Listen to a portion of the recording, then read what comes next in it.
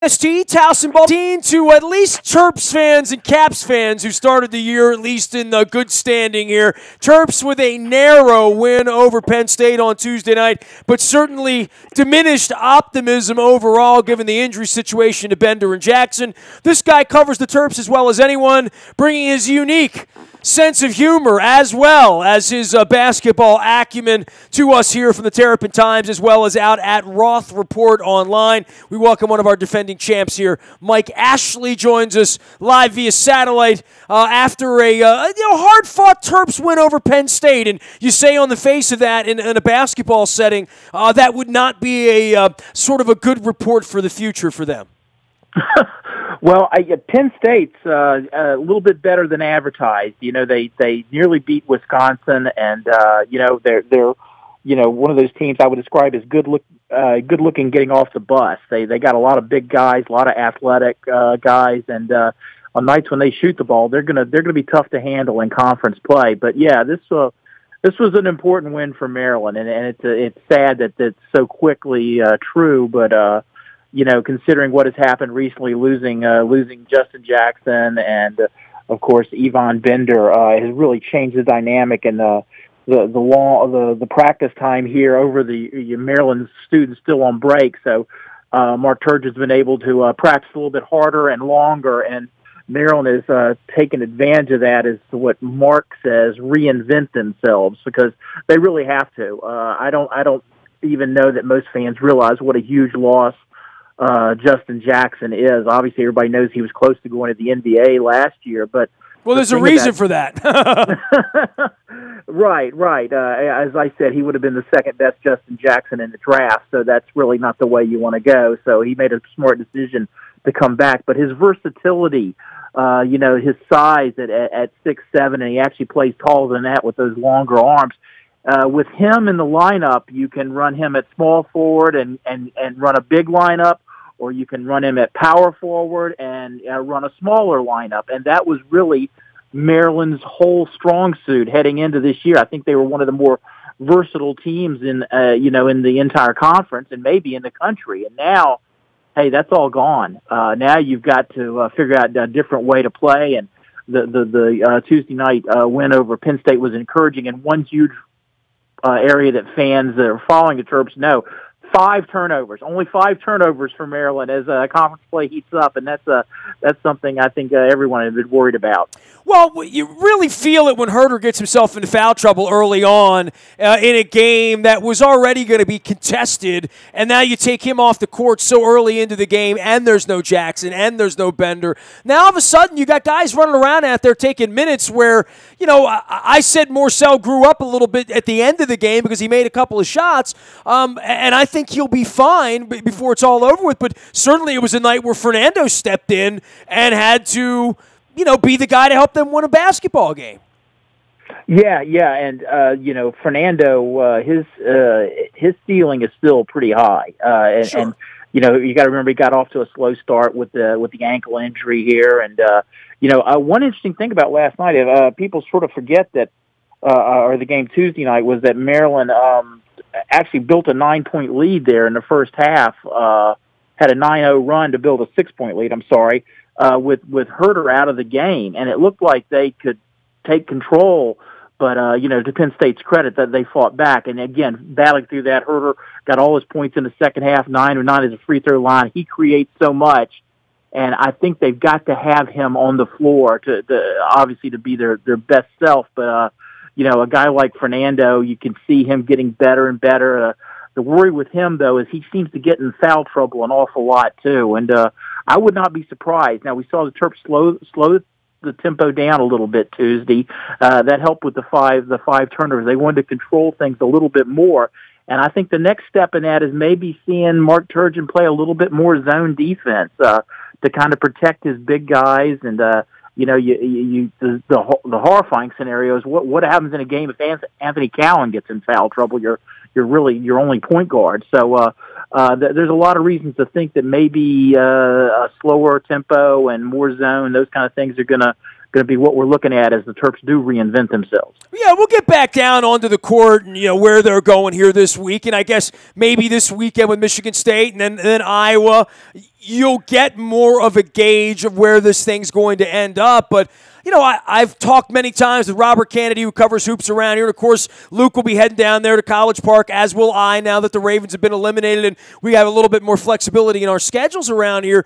But I thought all offseason, I thought with the pickups, and I thought with where they were going, and even how they looked early on, and I didn't think they played the most challenging schedule. But I thought, well, they could be the third best team in the Big Ten before this is all over with, and they could be a 5 or a 6 seed, and they're certainly going to go to the tournament, or they should go to the tournament. And then what happens there is always a crapshoot. But maybe this team could be that team that could get you to the second week, and it could be that kind of a fun year. Boy, oh boy! I mean, when these injuries happen, and, you said something about Cowan, I thought the same thing. There's going to come a game where there's going to be foul trouble for him, or he's going to have the sniffles, or he's going to have a sore calf, and that's going to happen along the line of whatever happens from here out. With these two big guys gone, I've now... look, if Turgeon can get them a couple of wins here and again, and somehow they sneak into the tournament, somehow, I think it's a really successful year. So I certainly have readjusted my temperature for where the Terps need to be in March. Well, I agree with you, but there is something to be said that we really don't know now playing this style. I think there have been a lot of discussion over the pregame meals in the press room about why don't the Terps just put their best 5 players on the floor and go and.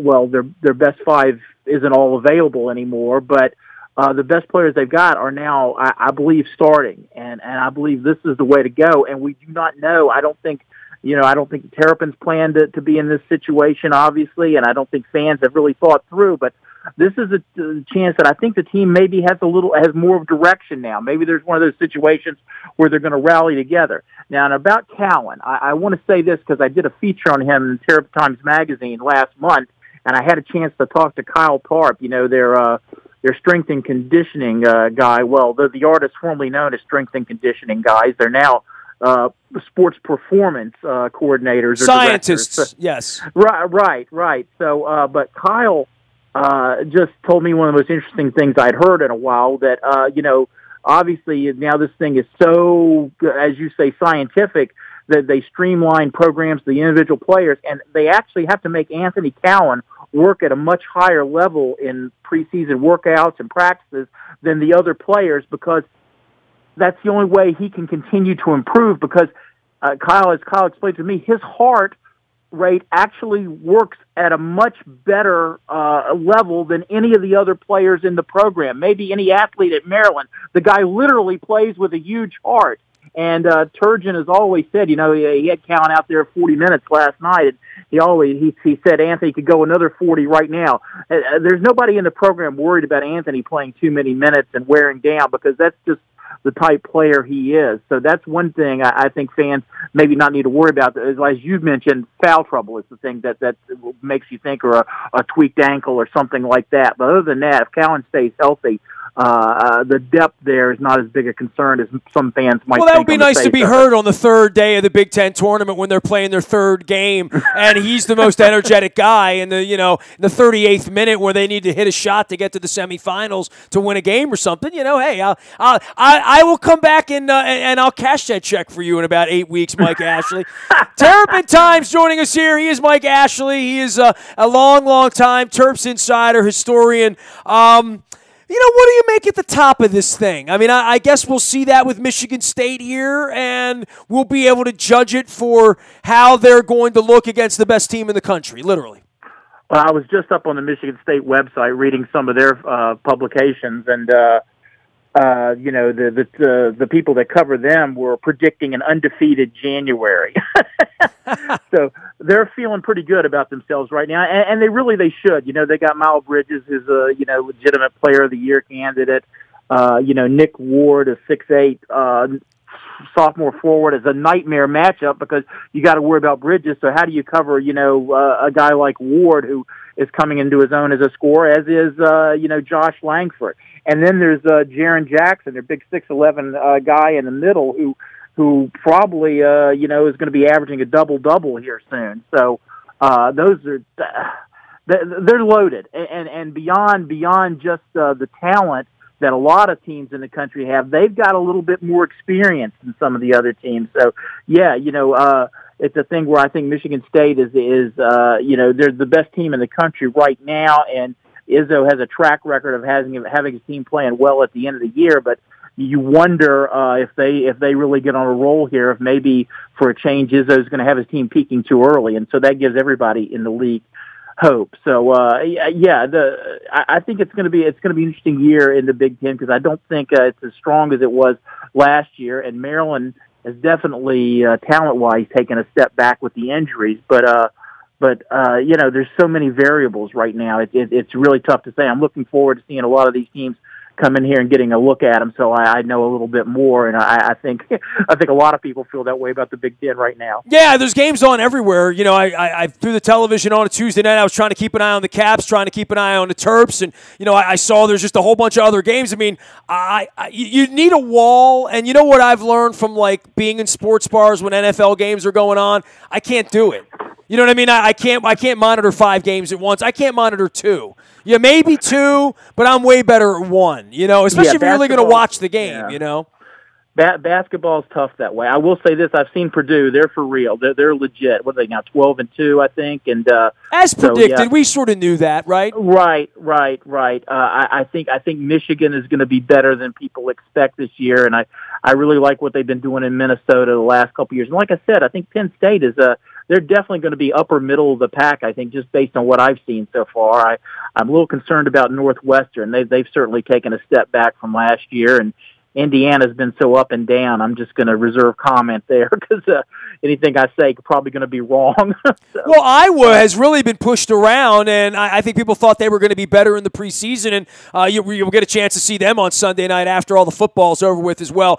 Right. Mike, anything you want to say about the big picture of how this season is shaping up, sort of in the aftermath of all the FBI stuff and all the scandal and all the mess that everybody's sort of running for cover? As a season, the elite have been elite, right? I mean, the Michigan States and the Dukes and the Villanovas and, the Xaviers even, all sort of sitting there, right? Right. I will say this, the thing that jumped out at me about Michigan State, and this is, of course, a small sample size, 2 conference games so far, but they're holding opponents to less than 27% shooting from the field. That is an amazing statistic to me when you think about their offensive firepower, but defensively, they're doing something like that. You don't lose a lot of ball games individually when that's what the number is, right? Right. The other thing is, you look at Duke has got maybe one of the most incredible aggregations of freshman talent ever put together. But along with them being freshmen, as Kentucky is going through right now, there's so many ups and downs, and I really think Duke is going to be a game-to-game kind of team in a lot of ways. Now, obviously, Mike Krzyzewski is one of the greatest coaches ever, and so the hope is that he would put it together and have his team playing the best in March. But, man, there are no guarantees when you got freshmen, and there are no guarantees when you see what's happened to Maryland. Losing a guy like Justin Jackson, something like that can really change the way things are done here. And you always, and from Maryland's regard, you worry a little bit about 2 freshmen playing as much as they are. Morcell, who was just amazing Tuesday night, the way he was able, even with his limited offensive shooting skills, to almost take the game over offensively. People made a lot out of the foul situation there, but a lot of that was Morcell and Herter beating guys off the dribble, because Penn State liked to switch off every screen, and that created mismatch, and the Maryland players were smart enough to go to the basket and create. That's how they created most of their offense all night long. So, but you hope Morcell and Bruno Fernando have never been through, the 30-game schedule of a season, how it's going to wear on them to travel. Then you remember the truncated season that the Big Ten's going through to get that tournament in early up in I threw that in my schedule. I looked at my 18 schedule. I'm like, now the tournament's a week earlier, but the real tournament's still a week later. It's it's going to create a little weird body clock for anybody that's watched college basketball the last 30 years, right? Yeah, the funny thing is, if you think back, remember how late the Big Ten was coming to the having a tournament at all? Remember, sure. For years they didn't. It's going to be like that. They're going to have that time off after the season while everybody else is battling it out. They're going to have about 2 weeks to get ready for the NCAA tournament. Now that can be a blessing or a curse, but there's enough good coaches, guys like Izzo, that are really going to take advantage. I think Turgeon is the same way. You give him some time like that. If Maryland's in a position to play in the NCAA tournament, those things could be a real advantage come down the stretch. We could all, I know we're all sweating it out now because the schedule's so weird, but at the end of the year, we'll see. Maybe it could be a good thing for the conference. What do you want to see against Michigan State from them? I mean, what do you want to see from battle, right? I mean, you want to see a game that's not a 20-point game early that remains that way, right?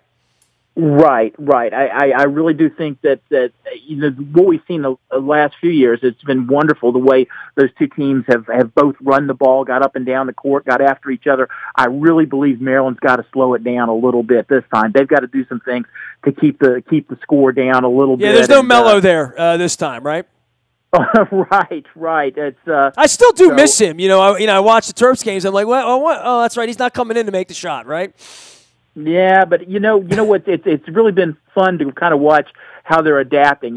Herder's taken on so much more responsibility. Cowan is emerging as a true point guard now, especially now if they're limiting their turnovers more. And he's getting more help in terms of the ball handling. And Morcell, like I said, Morcell was such a factor, and Fernando's just going to be so fun to watch as he continues to evolve. It's funny, last night I thought there were so many times he got the ball and didn't realize how open he was, had his back to the basket, and once he sees that on film and understands that he's so much quicker than the guys that are trying to guard him, I really think he's going to be even more of a factor than he is now. And people forget Checo. Checo has got such a good offensive game, and I think he's just got to get more confidence. And that was a theme from Tuesday night. Mark Turgeon at a post game said something about how he felt better going into Michigan State based on he thought his locker room was a lot more confident than they were before that game. Because you got to remember, these guys aren't used to playing without Justin, without Bender either. So it's a real adjustment for them to know what they're capable of now, what they can do. And, the first step was that win over Penn State. And, the second step will be going up there and trying to battle toe-to-toe with the best team in the country right now. So let me give you the one extra Terp buck that I have right now. Are you betting it in or out on the tournament right now? Do you think this is, as comprised, a team that's going to get into the NCAA tournament? Well, in all honesty, before Tuesday's game, Nestor, I was probably on the out. Okay. Now after seeing how they came together with some adversity with Herder in the foul trouble, I think there's a much better chance than I at first had given them. And like I said, I'd be silly to sit here and make a prediction. I really don't know what the upside, the ceiling is for this team right now because it's not anything we expected. Jackson is such a huge loss. Bender was a guy that could really contribute and just having the extra big men. But now, hey, Checo, you want to play in the NBA? Well, you better show it right now. And Bruno Fernando, you're going to be if you're as good as you think you are and as we hope you are, you better show it too. And then you got guys like Cowan and Herder who have been through this before, and Morcell just. The more I see that kid, the more I love him. I want to go out there and teach him how to shoot the ball a little better, but because I was a horse champion, so I could do that. But I can't match what he can do going to the basket. He's just incredible. The body control, the things he can do to create contact and get to the free throw line, and those are things that are going to be there all season, even when the jump shot's not falling. As last night, even though he hit, really the big three that changed the game. Stay out of foul trouble for all these guys. There's no help. There's no Bender. There's no Jackson. There's no deep depth. Stay on the court, right? Right. Oh, and we should probably mention Josh Tomadich. He's a guy that is starting to come along. Turgeon's been talking about him in practices. even before the injuries beset the team. And now he's a guy that, I wouldn't be surprised if he's getting into the rotation. And once he gets some confidence, his athleticism is going to carry him a distance too, I think. Mike Ashley can be heard and found out on the internet in a variety of places, including TerrapinTimes.com, where he covers the Terps, as well as doing some stand-up comedy and some fun out at RothReportOnline.com. Mike, it's going to be a long season here, my brother, so, buckle up your chin strap, as they say. There's no more football, so I'm deep into the Caps and the Terps and basketball and just in general this offseason where, I get my kicks on a Tuesday night watching the Terps play. Right. Well, and generally I do more sit-down comedy now than the stand-up. But please check out RothReportOnline.com. I've got my year in review up there, and I think sports fans will get a kick out of it. So if I was going to do stand-up comedy, and I have been offered the opportunity, Mickey Coachella always is trying to talk me into doing stand-up because I make him laugh. Like when we're together, and Mike, I work blue. You know what I mean? For a guy with FCC license, 26 years into this, you know what I mean? Like if I could work blue, I could be, I could be Bill effing Maher. You know what I mean? Like so, but. I've never worked the stage. My wife, it's like her greatest, when she really wants to prick at me, over something, she'll be like, yeah, that's going to happen like the time you're going to do stand-up comedy. Like I would never do it. And I'm like, I've done radio for 26 years, and I know I make people laugh. It's just a question of how far out on the ledge I'm willing to go for my unique brand of blue humor, But I think there will come a day where I'll take a stage and give it a go. I always look to guys like you and say, come on, man, push me off the ledge, bro. Well, I was the same way. It took a long time for me to get up on the stage, and when I did, it was really a lot of fun. There's I don't think you get the feedback in radio that you do there with a live audience, as you well know. So you just said it was really a lot of fun. So your association to it was a good time, right? So yeah.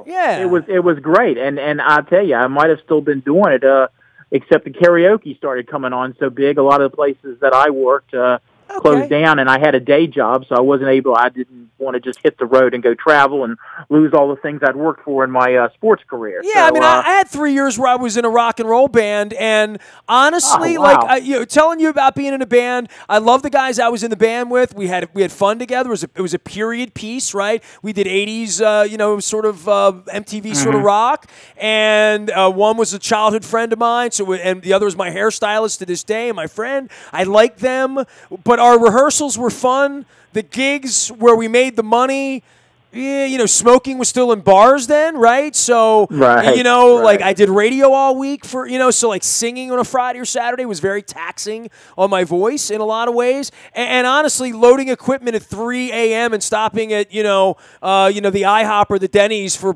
breakfast at 3:30 in the morning, it just, it sounded like fun at the time. It's like being a stand-up comic. It sounds like I'm miserable enough to be a stand-up comic, right, Mike? I mean, you've known me, right?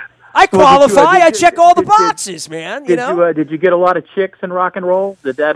That worked out. Yeah, I mean that definitely. I mean, why else would you do it? It's like Billy Joel would say that, but yeah. So I mean, that was all cool, but that wasn't. I don't miss it. I wouldn't do it again. Well, I had a lot of stand-up comedy for me was, I thought it would help me with women. I built a whole act around my lack of success in that realm. But then, I started meeting girls, and in fact, I remember one girl said I was a real ladies' man. Well, those weren't her exact words. Mama's boy, ladies' man. It's all about the same, though, isn't it? Oh, man, you got 1 million of them. He's out at Roth Report Online. Hey, bro, we'll have some fun again. I'll see you down at the Terps game sometime soon. All right, hey, thanks a lot, Nestor. Terps fans, chin up. I think this team still got some hope. Dude, I'm going to tell you the same thing I told Frankovic about the Caps, and this is real simple. When the Ravens are playing, I had barbecue already on my fingertips from Kansas City. It was 4th and 12, right? I mean, we were going to Kansas City, and now all of a sudden it's like, Well, look at that free weekend I have here all of a sudden in January. And, maybe next weekend I'll do something nice with my wife or something after 18 weeks of going to exotic places like Cleveland and Green Bay and Cincinnati. So, and Pittsburgh and lovely places like that. So, a little basketball. We'll see you down there soon at College Park, man. Great having you on. Sounds good, Nestor. Looking forward to it. Mike Ashley, TerrapinTimes.com, as well as at Roth Report Online. I'm trying to stay warm like everybody else. Around here. You can find me out in the BuyAToyota.com audio vault 24 hours a day from anywhere in the world on your mobile device by downloading the TuneIn radio app. We do come in crystal clear from anywhere in the world. Morning newspaper ships to your email inbox free of charge each and every morning, and it's only $10 a month to join up at PlanetFitness.com. They provide our morning newspaper digitally every morning at 7 a.m., and you can provide yourself with the gift of getting in the best shape you can get in here in 2018 at Planet Fitness. Last but never least, breaking news. When the Orioles decide to trade Machado, or when the Ravens hire a DC, you're going to get it first on the WNST Tech Service. It's all brought to you by Coons Ford of Security Boulevard. Dennis Colatzos will be here on Thursday, 3 until 5 p.m., along with Peter. They're doing the SSV on WNST. That's a Sunday Sports Voice, now heard on Thursdays from 3 until 5. There'll be plenty to talk about with the Wild Card weekend ahead as well. I am on Facebook, Twitter, LinkedIn, Snapchat, Instagram. I am writing again. My writing skills are all back. The Ghost of Baltimore football, past, present, and future, now up at WNST.net. I'm going to be doing a lot of cool things here this year. I'm telling all my friends and sponsors about it. I'll be telling you guys about it at some point here before the spring as well. But big fun ahead here at WNST.net. I am Nestor. Nasty at WNST.net finds me anytime, anywhere for all complaints, criticism, love, hate. No hate, though. Come on. It's 2018. Ain't got time for all that hatred. We are WNST.net, AM 1570, and in WNST Towson, Baltimore. We never stop talking Baltimore sports.